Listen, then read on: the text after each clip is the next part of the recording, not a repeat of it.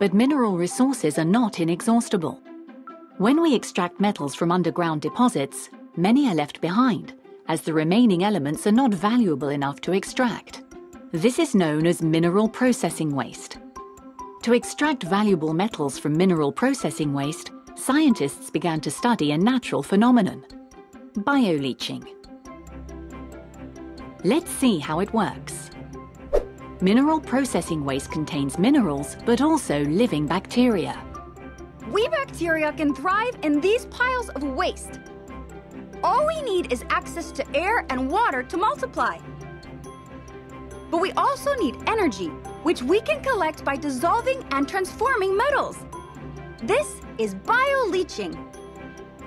In the process, we release acids that can pollute soils and cause environmental damage. To scale this process up for our needs, the scientists came up with a process to boost our metal production. To do this, the mineral matter we live in is ground into a powder and plunged into a bioreactor, a large and continuously stirred tank with water and nutrients. In this environment, we can thrive and multiply exponentially. The result is a solution that contains the metals originally contained in the mining waste. Then, all that's left to do is chemically filter the solution to retrieve the metals in solid form. This process also has the benefit of keeping the sulfuric acid we produce within the lab or factory. Otherwise, it may leach into the soil. The bioleaching process has moved beyond research and is now applied in the field. Bioleaching produces 5% of all gold and 20 to 25% of all copper extracted today. And research is still underway to find methods of applying this process to other waste, such as circuit boards, for example. In this manner, scientists have found new methods that protect the environment. আপনাদের আমরা last যে শীটটা শুরু করব, এই শীটটার ভিতরে মূলত তোমার তিনটা চ্যাপ্টার, তোমার এক হচ্ছে চ্যাপ্টার 5, চ্যাপ্টার 8 আর চ্যাপ্টার 9, তিনটা চ্যাপ্টারের কন্টেন্ট অনেকটাই কাছাকাছি হয়। এই তিনটা চ্যাপ্টারের মূলত একটা শীটের মাঝে করা হয়েছে। এর মাঝে তোমার চ্যাপ্টার 5 এর হেডিংটা দেখো, বায়ো ট্রিটমেন্ট অফ মেটাল। আমরা মেটালসটাকে বায়ো ট্রিটমেন্ট করতে পারি, বিভিন্ন ধরনের বায়ো ট্রিটমেন্ট অর্থাৎ বায়োলজিক্যাল ট্রিটমেন্ট, আমরা যত ধরনের ট্রিটমেন্ট আছে আমরা ইউজ করি কিভাবে আমরা মেটালটাকে রেমিডিয়েট করতে পারি। এরপরে যে জিনিসটা আছে দেখেন, case studies in environmental biotechnology. Environmental বায়োটেকনোলজির অ্যাপ্লিকেশন থেকে শুরু করে আদার্স বিভিন্ন বিষয়গুলো বিভিন্ন কান্ট্রিতে তার অ্যাপ্লিকেশন, অ্যাডভান্টেজ, ডিসঅ্যাডভান্টেজ, তার অনেকগুলো কান্ট্রিতে মূলত তার কিছু কেস স্টাডিজ তোমাদের সিলেবাসে আছে। এর মাঝে মনে আমরা হয়তো 3-4টা কান্ট্রির কেস স্টাডিজ আমরা শুধুমাত্র একটু দেখি। আর এর নিচে লাস্ট একটা চ্যাপ্টার আছে, সেটা আছে ক্লিন টেকনোলজি, বায়োগ্যাস, বায়োফুয়েল, এইসব জিনিসগুলো মূলত এই চ্যাপ্টারে আছে। তা আমরা একেবারে শুরুতে দেখো, বায়ো ট্রিটমেন্ট অফ মেটালস এর ক্ষেত্রে আমরা আমাদের ফার্স্ট হেডিং যেটা আছে সেটা হচ্ছে তো তোমার মাইক্রোবিয়াল ট্রান্সফরমেশন। মাইক্রোবিয়াল ট্রান্সফরমেশনের আরেক নাম আছে বায়ো ট্রান্সফরমেশন। অলরেডি এটার সম্পর্কে আমরা চ্যাপ্টার 1 এর ভিতরে একটু দেখছি যে বায়ো ট্রান্সফরমেশনটা কি, বায়ো ট্রান্সফরমেশনের বিভিন্ন রিঅ্যাকশন গুলো। তো বায়ো ট্রান্সফরমেশনের আমরা চ্যাপ্টার 1 এর ভিতরে মূলত একেবারে বেসিক স্টেপ 4টা আমরা শুধুমাত্র ওই জায়গায় দেখছি, অক্সিডেশন, রিডাকশন, হাইড্রোলাইসিস। এই তিনটা স্টেপে আমরা মূলত দেখছিলাম। এবং বেসিক্যালি এই তিনটা চ্যাপ্টারে মূলত তোমার স্পেসিফিক্যালি যদি যায়, আমরা জেনোবায়োটিক্স, একটা স্পেসিফিক জেনোবায়োটিক্সে সাধারণত বায়ো ট্রান্সফরমেশনের ক্ষেত্রে সাধারণত এই তিনটা স্টেপ অনেক সময় ইনভলভ হলেও বরং আছে ট্রিটমেন্ট হওয়া সম্ভব। যার কারণে আমরা চ্যাপ্টার 1 এর ভিতরে অনলি 3টা চ্যাপ্টারের নাম জানি আমরা, যে মাইক্রোবিয়াল ট্রান্সফরমেশন বা বায়ো ট্রান্সফরমেশনটা সাধারণত কয়টা স্টেপের মাধ্যমে হয়। এখন এই জায়গায় দেখো যে টোটালি আমার জেনোবায়োটিক্স সহ অন্যান্য অর্গানিক, ইনঅর্গানিক, মেটাল বলো এবং মানে তোমার অন্যান্য হাইড্রোকার্বন থেকে শুরু করে অন্যান্য যত ধরনের পলিউট্যান্টস গুলো আছে, এই পলিউট্যান্টস গুলো বায়ো ট্রান্সফরমেশনের জন্য আমরা টোটালি মূলত আমার স্টেপ 8টা স্টেপ সাধারণত ইনভলভ থাকে। অক্সিডেশন, রিডাকশন আছে, হাইড্রোলাইসিস আছে, condensation, isomerisation, formation of new carbon bond, synthesis of chiral compound and reversal of hydrolytic reaction. এই যে টোটালি 8টা স্টেপ, শুধু মানে 8 ধরনের রিয়াকশন সাধারণত আমার কি থাকে এই বায়ো ট্রান্সফরমেশনের ক্ষেত্রে সাধারণত ইনভলভ থাকে। তোমরা কি স্ক্রিন শেয়ারটা দেখতে পাচ্ছ? স্ক্রিন শেয়ারটা ঠিক আছে। এখন এই জায়গাটায় তোমরা জাস্ট অনেক সময় পরীক্ষায় প্রশ্ন থাকে, একটু খেয়াল করবা যে অনেক সময় হয়তো দেয়া থাকে ডিফাইন মাইক্রোবিয়াল ট্রান্সফরমেশন বা বায়ো ট্রান্সফরমেশন, তারপরে হয়তো দেয়া থাকলো যে write down the different types of bio transformation reaction. ঠিক আছে, এই জায়গাটায় জাস্ট বিভিন্ন রিঅ্যাকশন গুলোর নাম যদি প্রশ্ন আকারে থাকে তোমরা জাস্ট এই নামগুলো একটু লিখে দিও। এরপরে কয়েকটা টার্মের জায়গায় পরপর আছে, সেটা হচ্ছে বায়ো বেনিফিকেশন, তারপরে আছে কি বায়ো অ্যাকুমুলেশন, দুটো টার্ম আছে। এখন বায়ো বেনিফিকেশন বলতে সাধারণত আমরা কি বুঝি? একটা জিনিস দেখেন, in this mining বলা আছে in the mining industry benefication or biobenefication in extractive metallurgy is any process that improves the economic value of the ores by removing the gauge minerals, which results in higher grade product and a waste stream.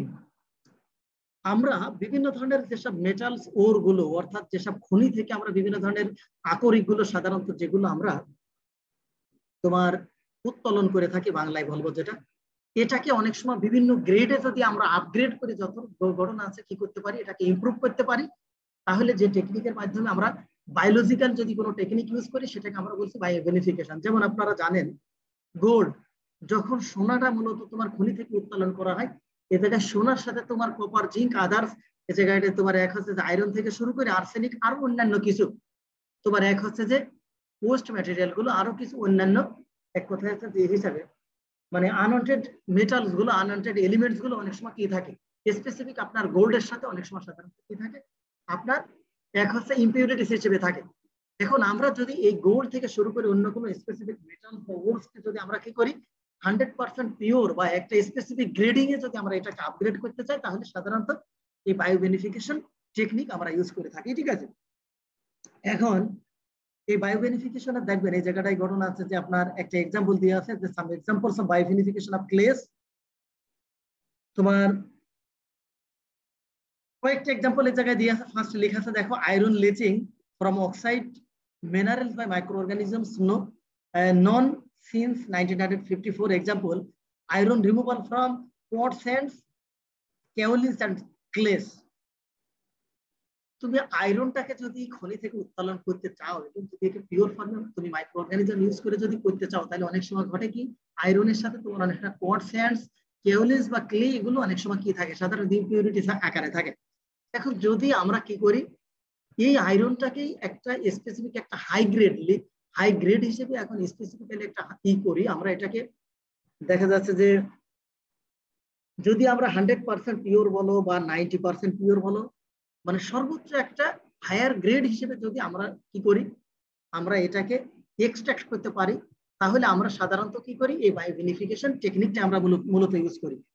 Just ডেফিনিশনটা দেখবো এবং এই জায়গা থেকে চাইলে তোমরা যে কোনো একটা এক্সাম্পল তোমাদের কাছে যেটা সুবিধা মনে হয় একটা এক্সাম্পল দেখলেই হবে।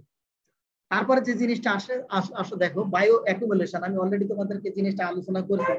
বায়ো অ্যাকুমুলেশন বলতে আমরা যেটা বুঝছি সেটা হচ্ছে কি তোমার বিভিন্ন ধরনের টক্সিক পলুট্যান্ট বলো, জেনোবায়োটিক্স বলো, এই ধরনের কোনো হার্মফুল টক্সিক কেমিক্যালস পলুট্যান্টস গুলো যদি আমরা কি করি, আমরা যদি কোনো লিভিং সিস্টেমের ভিতরে যদি কনজিউম হয় এবং যদি লিভিং সেলের মধ্যে এগুলো অ্যাকুমুলেট হয়, কোনো সেল অর্গান বা টিস্যুতে অ্যাকুমুলেশন হয় যে বায়োলজিক্যাল প্রসেসের মাধ্যমে সাধারণত হয়, সেটাকে আমরা সাধারণত কি বলি বায়ো অ্যাকুমুলেশন। ডেফিনেশনটা একটু দেখবো এবং এই জায়গা থেকে বিভিন্ন সময় বিভিন্ন জায়গায় সাল সহ এক্সাম্পল দিয়ে আছে। ডিডিটির কথা বলা আছে, কিছু হাই মানে একেবারে হায়ার লেভেল ঘটনা আছে, কিছু টক্সিক পয়জনিয়াস সাবস্টেন্স গুলো তোমার গ্লোবালি বিভিন্ন কান্ট্রিতে বিভিন্ন সময় মার্কারির মতো শুরু করে আছে, কিছু পলুট্যান্টস গুলো বিভিন্ন জায়গায় বিভিন্ন ধরনের তোমার ই করছে কি অনেক সময় একটা মানে কি বলবো একটা হেলথ হাজার্ড অনেক সময় সৃষ্টি করছে। ঠিক আছে, তো যে কোনো তোমরা চাইলে একটা মার্কারি বলো বা তোমার এই যে ডিডিটি বলো, যে কোনো একটা গঠন আছে তোমার মানে পয়জনিয়াস বা একটা টক্সিক সাবস্টেন্সের কাছে এই জায়গা থেকে কোন কান্ট্রিতে কখন মূলত এই ধরনের তোমার এই অ্যাকুমুলেশনের মাধ্যমে প্রিভ্যালেন্স তৈরি হয়েছে, জাস্ট একটা এক্সাম্পল তোমরা দেখো। এরপরে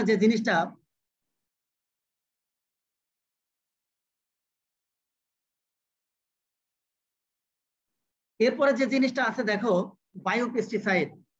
আমি তোমাদের অলরেডি কথার ফাঁকে আলোচনা করছি, আমরা তোমার সিনথেটিক পেস্টিসাইড বলছি যেগুলো কি কেমিক্যালি বা ম্যানমেড সাধারণত সিনথেসিস করা হয় এবং যেটা খুবই হার্মফুল এবং ঘটনা আছে কি পয়জনিয়াস, এগুলোকে আমরা নরমালি কি বলছি পেস্টিসাইড।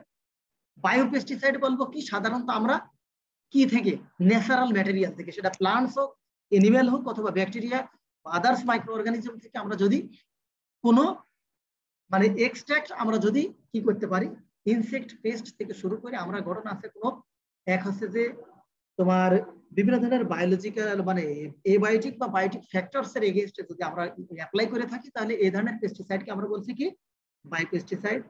বায়োপেস্টিসাইড মূলত তোমার কয়েক ধরনের হতে পারে, তার মাঝে এক আছে দেখো মাইক্রোবিয়াল পেস্টিসাইড, অর্থাৎ এগুলো আমরা কি করি মাইক্রোস ব্যাকটেরিয়া ইস্ট থেকে আমরা মূলত ব্যাকটেরিয়া ফাঙ্গাস থেকে আমরা মূলত কি করি এগুলো পেয়ে থাকি। সাবস্টেন্সেস ফাউন্ড ইন নেচার, কিছু কিছু আছে যেগুলো নেচারে এমনি পাওয়া যায়, অলরেডি এগুলো নেচারে সাধারণত পাওয়া যায়। তোমার এক আছে গার্লিক অয়েল আছে, ব্ল্যাক পেপার আছে, কর্ন গ্লুটেন আছে, এগুলো এর সাথে যেমন তোমার আছে পিআইপি, প্লান্ট ইনকর্পোরেটেড প্রোটেক্ট্যান্ট, অলরেডি তোমাদের আলোচনা করছে, যেমন ব্যাসিলাস থ্রুজেনসিস এর মধ্যে একটা জিন থাকে যেটাকে বলছে ব্যাসিলাস বিটি জিন, যেটার মধ্যে সাধারণত কি আছে তোমার অ্যান্টি ইনসেক্টিসাইডাল বা অ্যান্টি পেস্টিসাইডাল প্রপার্টিজ সাধারণত আছে। আমরা এই জিনটাকে আইসোলেট করে যদি কোনো প্লান্টের মধ্যে ইনকর্পোরেট করতে পারি তাহলে এটাকে আমরা বলছি কি PIPS অথবা plant incorporated protectants, it is all kinds of কি বায়োপেস্টিসাইড। এরপরে যেটা আছে দেখবেন সেটা আছে আরএনএ পেস্টিসাইড। কিছু কিছু পেস্টিসাইড আছে যেগুলো বায়োপেস্টিসাইড এবং যেগুলো বলা হচ্ছে some of which are tropical and some of which are absorbed by crops. অনেক সময় ক্রপস সাধারণত ট্রপিক্যাল বা অনেক সময় অ্যাবজর্ব করে থাকে কিছু দ্বারা পেস্টিসাইড, এটাকে বলছে আরএনএ পেস্টিসাইড। এখন এই যে পেস্টিসাইড বায়োপেস্টিসাইড বলছে তার কিছু অ্যাডভান্টেজ আছে, তার মধ্যে বলা আছে কি লেস টক্সিক দেন কি কনভেনশনাল পেস্টিসাইড, সাথে যে জিনিসটা বলা আছে তোমার কি no harmful residues produced biodegradable, সাথে যে জিনিসটা বলা আছে যে ক্যান বি চিপার, ঠিক আছে, মোর ইফেক্টিভ, এ ধরনের মূলত কয়েকটা তোমার কি অ্যাডভান্টেজ আছে। এটা অনেক সময় আপনাদের শর্ট নোট আকারে থাকে অথবা অনেক সময় আপনাদের এটা হয়তো থাকলো defined by pesticide with their some important advantages, ঠিক আছে, যেভাবে থাকে আপনাদের যদি রিসেন্ট না পড়ে যায় পড়বেন।